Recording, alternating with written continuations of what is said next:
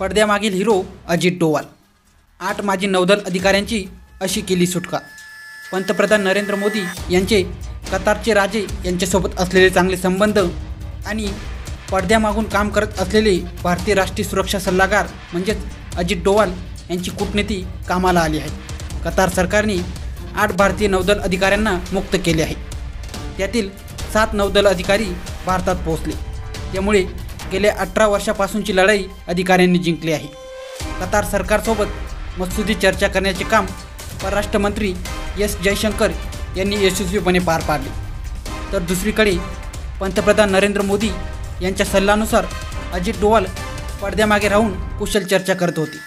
Hindustan times यांच्या माहितीनुसार अजित डोवाल यांनी गेल्या काही महिन्यात अनेक दोहा दौरे केले। या दौऱ्यावेळी कतार नेतृत्वाला भारताची बाजू सक्षमपणे मांडण्याचे काम डोवाल यांनी केले आहे।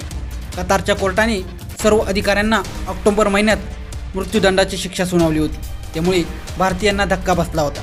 नेमकी कोणत्या कारणासाठी त्यांना शिक्षा सुनावण्यात आली हे कतारकडून स्पष्ट करण्यात आले नव्हते।